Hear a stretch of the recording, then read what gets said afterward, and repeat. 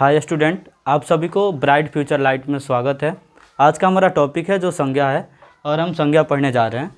तो सबसे पहले हम सबको बताते चलें कि व्याकरणिक कोटि के आधार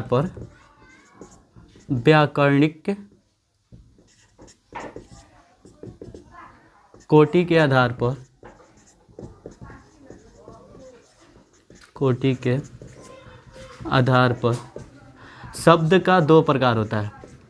शब्द के दो प्रकार होते हैं।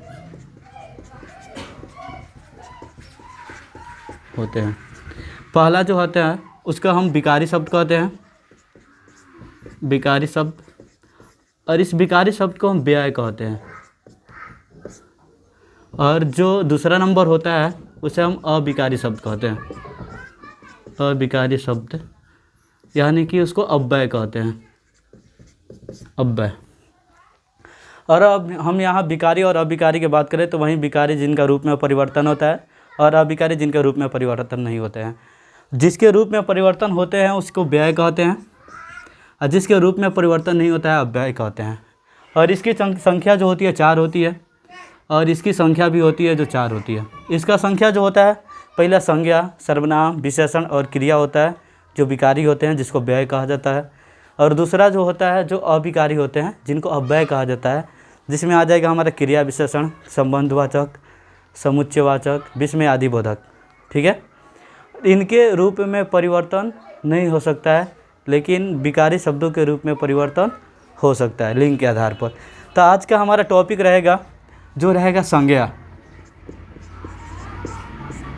संज्ञा, और संज्ञा को हम तोड़े तो संज्ञा को हम 2 शब्दों में तोड़ सकते हैं। पहला नंबर जो होगा वो होगा सम जोड़ ज्ञा। ठीक है, सम जोड़ ज्ञा 2 शब्दों में तोड़ सकते हैं। और संज्ञा के शाब्दिक नाम के बात करें, अर्थ के बात करें तो सब शाब्दिक अर्थ जो होता है संज्ञा का, शाब्दिक अर्थ जो होता है वो होता है नाम। यानी कि कोई भी नाम जो हमारे आसपास या हमारे परिवेश या पूरे संसार में जो कोई भी नाम है उसे हम संज्ञा कहते हैं। जो हमारे दैनिक जीवन में उपयोग होते हैं सभी वस्तुएं हमारे लिए संज्ञा कहलाते हैं जिनका कोई नाम है। जो अभी दिख रहा है यहाँ पे व्हाइट बोर्ड या जिस मार्कर से हम लिख रहे हैं वो भी संज्ञा होता है। यानी संज्ञा के डिफिनेशन की बात करें तो हम ऐसे बोल सकते हैं किसी व्यक्ति, स्थान, भाव या गुण के नाम को हम संज्ञा कहते हैं। ठीक है, जैसे में राम, मोहन, पटना, सुंदरता आदि सब संज्ञा होता है।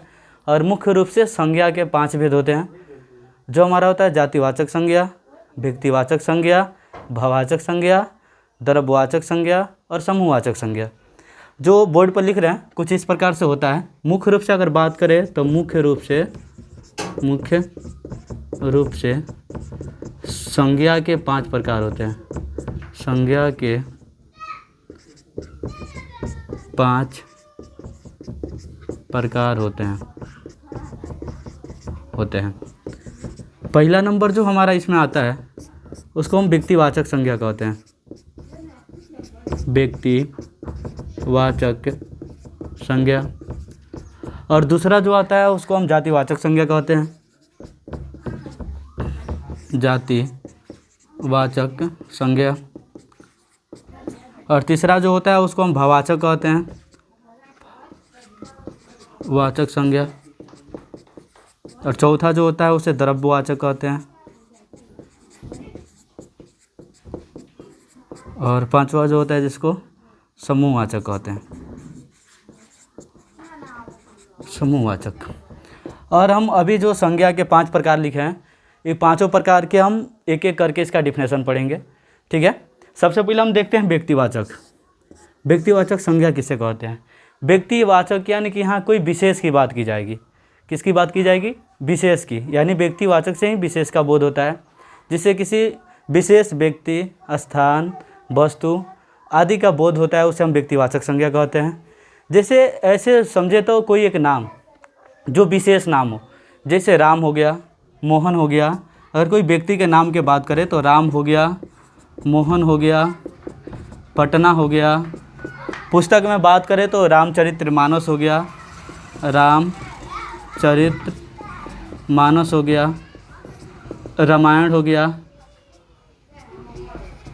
रामायण हो गया। या पर्वतों में बात करें तो हमारा हिमालय हो गया, केटू हो गया, माउंट एवरेस्ट हो गया। और नदियों में बात करें जैसे सब एक व्यक्तिवाचक संज्ञा होते हैं, जैसे गंगा हो गया, यमुना हो गया, ये सभी हमारे व्यक्तिवाचक संज्ञा कहलाते हैं। ठीक है। दूसरा आता है जो हमारा कहलाता है जिसे कहते हैं जातिवाचक संज्ञा। जातिवाचक संज्ञा उसे कहते हैं जिससे पूरे जाति भर का, किसी व्यक्ति स्थान कि पूरे जाति या समूह पूरे जाति भर का बोध होता है, उसे हम जातिवाचक संज्ञा कहते हैं, यानी पूरे जाति का बोध होता है।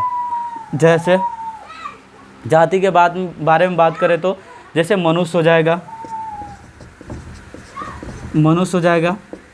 पशु हो जाएगा, ठीक है, मोबाइल हो जाएगा, पुस्तक हो जाएगा, फूल हो जाएगा, आदि जितने भी हम यहाँ पे शब्द लिखे हैं, पूरे शब्द हमारे पूरे जाति भर का बोध कराते हैं। यानी कोई एक जाति का पूरे जाति का बोध कराता है। जैसे यहाँ मनुष्य लिखे हैं तो पूरे मनुष्य जाति का बोध कराता है। जैसे राम, मोहन, सोहन जितने नाम होते हैं उनके जाति का बोध कराता है। पशु की बात करें तो पूरे पशु का बोध कराता है। मोबाइल की बात करें तो पूरे मोबाइल जाति का, यानी पुस्तक की बात करें तो पूरे पुस्तक का बोध कराते हैं। उनके पूरे जाति का बोध कराते हैं, उनसे हम जातिवाचक संज्ञा कहते हैं। ठीक है। तीसरा नंबर जो होता है हमारा होता है भाववाचक संज्ञा। भाववाचक संज्ञा यानी जिससे भाव, गुण, स्वभाव आदि का बोध होता है, उसे हम भाववाचक संज्ञा कहते हैं। जिसमें हमारा भाव का बोध हो, गुण का बोध हो, स्वभाव का बोध हो, उसे भाववाचक संज्ञा कहते हैं। जैसे भाववाचक में बात करें तो सुंदरता, अच्छाई, मिठास, बुरा, भाला आदि जितने एग्जाम्पल लिखे हैं अभी, ये सभी हमारे भाववाचक संज्ञा कहलाते हैं। ठीक है। यानी यहाँ पे भाव, गुण, स्वभाव आदि के बोध होता है भाववाचक संज्ञा में, उसी को भाववाचक संज्ञा कहा जाता है। और चौथा नंबर की बात करें जो होता है हमारे द्रव्यवाचक संज्ञा। द्रव्यवाचक, द्रव्य से पता चलता है किसी भी पदार्थ की, ठीक है, नाप और तौल का बोध हो, किसी वस्तु या पदार्थ की नाप और तौल की बोध की जाती है, उसे हम द्रव्यवाचक संज्ञा कहते हैं। ठीक है। और द्रव्यवाचक संज्ञा हम बताते चले जितने भी गैसों के नाम होता है सभी द्रव्यवाचक संज्ञा होता है, या जिसको मापा और तौला जा सकता है द्रव्यवाचक संज्ञा होता है। जिसे हम बोल सकते हैं जैसे दूध हो गया, तेल हो गया,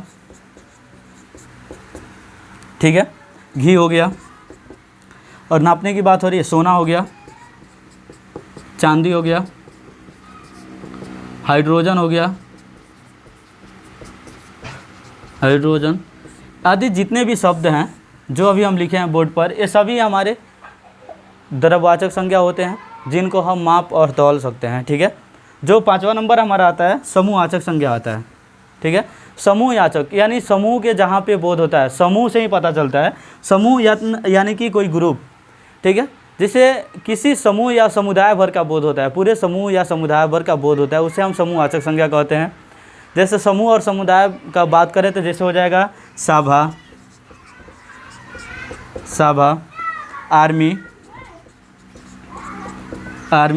बाजार, मेला, गुच्छा आदि जो हमारे हैं, गुच्छा ये आदि जो दिख रहे हैं, या हम अभी जो एग्जाम्पल बोले हैं समूहवाचक संज्ञा में, जैसे गुच्छा, सभा, आर्मी, बाजार, मेला आदि सब हमारे कहलाते हैं समूहवाचक, यानी समूह या समुदाय भर का बोध कराते हैं।